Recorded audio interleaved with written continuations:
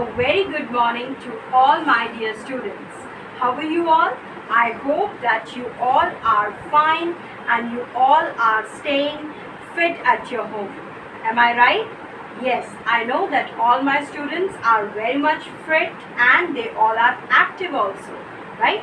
As you all know that I am your English teacher, Miss Priyanka, and in today's class we are going to learn a concept. And what is that concept? That we will find out. I am not going to tell you, that you have to find out along with me. Okay? So let us do it. If I have here some sentences which are written, right? So I am going to underline few words and then we will connect those words to the topic. Okay? So the first sentence here is Radha plays badminton, right? So what is Radha doing? Radha plays badminton. Is it right? Now next sentence is Rahul is a good boy, right? So what we are which word is telling about the noun? Yes, he is a good boy, but it is connected with is, right? Now if I say Pawan eats an apple daily, so what Pawan does? He eats. Alright? Move to the next sentence. It is Rashmi sings beautifully. So what Rashmi does? She sings. Right? Come to the last sentence. It is Arzu stitches the clothes. So what Arzu does? She stitches. She stitches. So students, here we have underlined few words. I have underlined plays, is, eats, sings, stitches. What are all these words collectively known as? Do you know that? Yes, I know that all my students know that these words are collectively known as verbs. So the topic for today is verbs and we will be learning about main verb and helping verb, right? So we will be learning about main verb and helping verb. What is the difference? Everything I am going to tell you, and then we will move forward towards the concept of regular and irregular verb. But in today's class, what we are going to learn about? We are going to learn about main verbs and helping verbs. Students, earlier we used to think that any action word is noun. Yes, it is absolutely right. But now, any action word here is a verb, right? Earlier we used to think this. But it is absolutely right that any action verb is a verb, right? Any action word is a verb. But this word, verb, this verbs has different meanings also, right? So what are the functions that we are going to learn today, right? So the verbs has many functions. For example, the first one is what action takes place or what work is done by a person or a thing. For example, if I say Maya sings, so sings here is a verb, right? If I say that a dog barks, so barks here is a verb. So the verb is what action takes place. It indicates that what action takes place, right? Second thing, what a noun is. For example, if I say she is a teacher, so what a noun is? She is a teacher. So here is a helping verb, right? I will explain you the concept of helping verb and main verb also. But first let us understand that any action word is a verb. That is correct. But it has some other functions too, right? Now come to the third function. It is what our perception of a noun is. Means we are here talking about our perception about the noun. If I say, for example, the answer seems correct. So my perception here is that it seems correct. So here seems is a verb. It is a verb, right? So a verb has all these three functions, like it tells about the action that is taking place. It tells about what a noun is. Verb also talk about our perception of a noun, right? So these are the three functions which a verb has, right? Now we will be learning about the forms of verb. We don't have only single form, right? We have different forms of verb, and that I am going to tell you now. Is it clear? Let us learn that.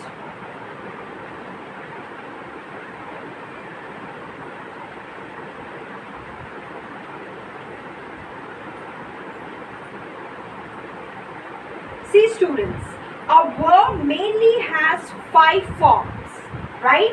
How many forms? 5 forms. So put your finger like this and then we will be learning about them, right? Number 1 here is base form, then the past tense, then we have past participle, ing form, and then to infinitive, right? So all these are the forms of verbs, and one by one I will be giving you examples and you will understand the concept, okay? Now students, let us talk about the 5 forms of verb. The first one is base form. Repeat after me. The first one is base form. Second is past tense. What is the second one? Past tense. Then we have the third one, past participle. And the fourth is the ing form. And the fifth one is to infinitive. Right? The fifth one is to infinitive. So, if the base form of verb here is laugh, so the past tense will be laughed and the past participle will be laughed. Alright? Now, the base form is walk. So, the past tense is walked. Past participle is walked. And the ing form here is laughing. We simply added ing to the verb. We simply added ing to the verb. So, laugh became laughing and walk became walking. Whereas, while making to infinitive, we simply add to, and laugh became to laugh and walk became to walk. Right? So, these are basically the 5 forms of verbs. Base form, past tense, past participle, the ing form and to infinitive. All these are 5 forms. Now, we will move towards the next concept, helping verb and main verbs.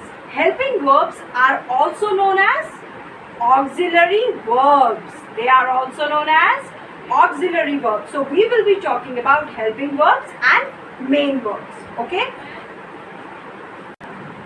Students, now let us learn about helping verb and main verbs, right? And just now I told you that helping verbs are also known as auxiliary verbs, right? If you see on page number 49 of your book, you will find 3 examples. Let me read them for you. Karan was crossing the road. Next example is I can swim.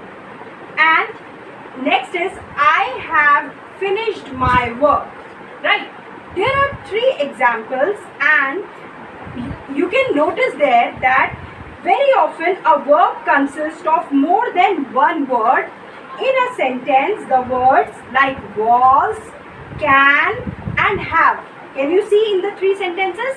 Was, can and have. All these are helping verbs. Right? All these are helping verbs. Whereas, if we talk about crossing, swim and finished, all these are main verbs, right? So, a sentence may contain more than one verb, right?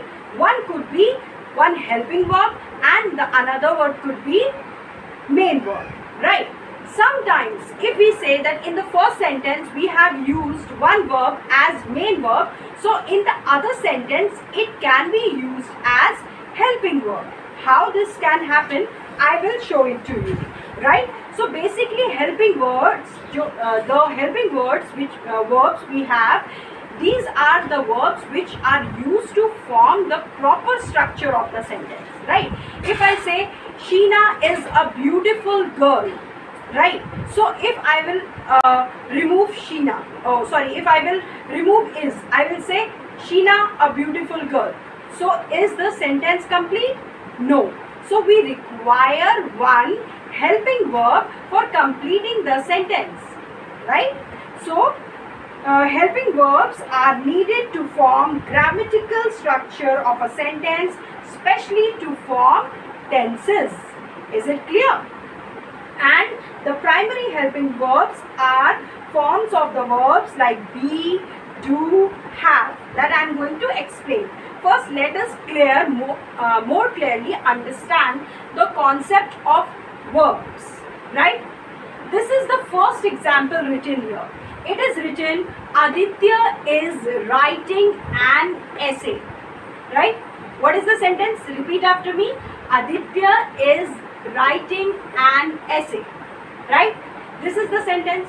Now is here is a helping verb. Is here is a helping verb and writing is main verb. Is it clear?